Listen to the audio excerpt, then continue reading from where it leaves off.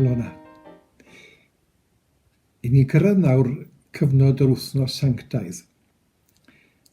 A Mair Magdalen yw'r person i ni'n mynd i ganolbwyntio arni heddi. Ac yma ddau ddarlleniad. Y cyntaf ohonyn nhw yn yr 8fed bennod o Efengelig, adnodau 1 i'r 10. Ac yna Mathew 27, mae yna adnodau o 45 dros 56. Ond gawn ni weddio i ddechrau. Arglwydd nef a deiar, deiwn o'r newydd ger dyfron yn ystod yr wythnos sanctaidd yma, yn cofio dyddiadau rhyfeddol sy'n cael eu hadrodd yn yr Efengelau. Ceisiwn gofio yn arbennig adroddiadau dirdynol yr Efengelau a manylion dydd Gwener y Groglith. Wrth i ni ganolbwyntio ar y gwragedd a ddangosodd y fath deyrngarwch i'r Iesu mewn dyddiau anodd, gweddiwn am weledigaeth y bydd modd i ni gefnogi merched yn benodol a'r di-rym yn gyffredinol yng ngwledydd byd. Helpa ni weld Iesu yng nghanol pob sefyllfa, yn berson gwylaidd ac urddasol ac gydymdeimlau gyda gwendid eraill, ac ynta ei hun yn gwybod beth oedd yn ei wynebu. Amen. Nawr, mae yna sawl nodwedd cwbl chwyldroadol i'w weld yn yr Efengelau, gan gofio'r cyfnod a'r gymuned oedd yn cael ei ffortriadu yn y 4 Efengil. Sef bod Iesu'n croesawu gwragedd a phlant i'w gylch e, ac i bod nhw'n teimlo'n gartrefol ac yn naturiol yn ei gwmni. Nawr, yn ein cyfnod ni, bydde'n wrthi'n i glywed unrhyw un yn dweud pethau negyddol am hawliau merched, neu unrhyw garfan arall o bobl. Ond pe bawn ni heddi'n byw mewn rhai cymunedau Mwslemaidd, neu falle yn byw yn rhai o wledydd cyfandir yr Affrig, a pobl a chefndir a chrefyddau amldduwiaeth yn y dwyrain pell, efallai na fydde gwragedd a phlant yn cael ei ystyried fel pobl arbennig o bwysig. Bydden nhw'n eilradd yn weision i'r pendefygion gwrwaidd.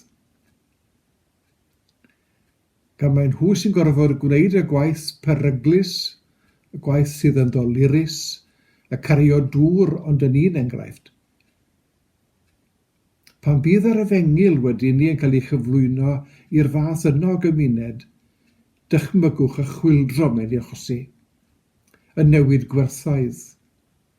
A pan fydd rhywun yn troi'n Gristion ac yn gorfod derbyn Iesu yn arglwydd, mae'n hefyd yn derbyn fod gwragedd a phlant yn bwysig hefyd, ac angen ei parchu. Pan ddigwydd hynny, mae'r byd yn troi'n agosach i ddisgwyliadau'r nef. Ym mherson Mair Magdalen, gwelwn un a gynrychiolau yr rhain ddifreintiedig, ac roedd hithau gyda Mair gwraig Cleopas a Mair mam Iesu, mam Iago fychan falle a Salome. Pobl yma yn cyd gerdded gyda Iesu. Mae rhaid bod yna incwm ganddyn nhw, o ryw fath, dod nhw ddim mor dlawd â ni chwaith. A ond nhw'n barod i weini ar Iesu a'i ddisgyblion.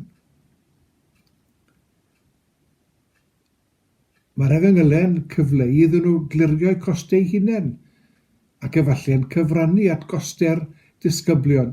Pwy a wyr? Ond mae'r 4 Efengylydd yn tanlinellu'r ffaith fod Iesu'n dangos parch iddyn nhw ac yn falch o'i cwmni. Roedd y dystiolaeth gan y gwragedd i'r croeshoeliad yn rhywbeth digon dirdynol hefyd, ac yma Mair Magdalen yn lais i hynny. Oedd hi yno wrth y groes, ac roedd hi yno i fwryndyst o'r atgyfodiad. Nawr, mae'r awgrym yn cael ei wneud bod hi'n dioddau o salwch meddwl. A pan nath Iesu peri iddi fod yn iach drachefn, a bod y saith cythrel wedi dod allan ohoni, roedd ei thairineb hi yn ysbrydoliaeth i bawb, ac efallai mae myfyrio ar hynny wnawn ni yn y sesiwn hwn. Mae'n amlwg bod gan yr 4 efengylydd feddwl uchel o Mair. Un y ddath o bentre Magdale wrth ochr llyn Galilea. Ac os oedd ganddi incwm bersonol oedd yn anarferol i wragedd y cyfnod, beth oedd ymateb y Phariseaid o weld presenoldeb cymaint o wragedd yn teithio gyda Iesu? Beth oedd adwaith y sawl o ddarllenau'r efengylau ar hyd y canrifoedd? Ie, roedd y chwyldro roedd Iesu'n ei achosi yn cyffwrdd â sawl haen o gymdeithas, ac yn dal i wneud heddi. Nawr, ath hi'n ffasiynol ar un cyfnod i bortreadu Mair fel bytain. O leia mae yna rai carfannau eglwysig yn cyfleu hynny. Gwir dweud, does dim unrhyw sylfaen feiblaidd i'r fath yn syniad. Rhannau Iesu ei hun ei fendith gyda phobl o bob haen gymdeithasol. A beth bynnag oedd amgylchiadu'r gwragedd sydd yn rhan o'r naratif, maen nhw gyd yn cael croeso yn ei gwmni fe. Mae'r byd yn araf dderbyn hyn, bod gwragedd wedi dioddef anghyfiawnder dybryd ar draws y canrifoedd.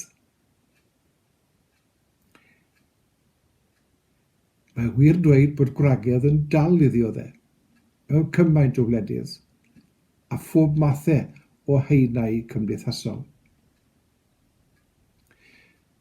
Beth fydde Iesu'n ei ddweud at ein harafwch ni i gydnabod ac i werthfawrogi ac i hyrwyddo achos merched heddi? Yn gymaint ac wy'n dathlu a derbyn bod hawliau merched yn cael mwy o sylw, wy'n dal i ofyn siwt ath y byd mor ddysgedig, mor ddeallus, y medru cyflawni cymaint i ganiatáu i'r fath ddatblygiad fod mor araf.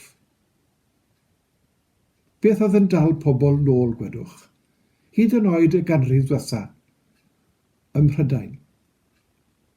Beth sy'n dal pobl nôl heddi yn ein byd ni?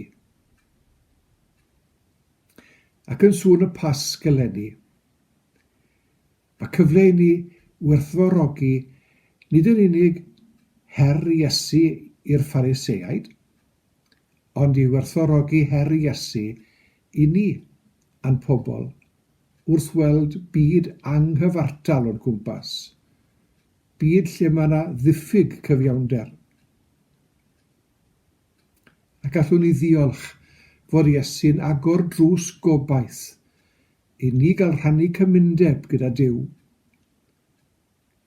ac yn diolch bod gwir a gwragedd, y cyfoethog a'r tlawd, y breintiedig a'r difreintiedig yn cael eu lle a'i hirddas wrth fwrdd Iesu Grist. Gawn ni weddio. Dduw gras a chyfiawnder, diolchwn am brofiad y Pasg a'r sicrwydd mewnol bod Iesu'n fyw ac yn uniaethu ei hun gyda phobloedd deiar.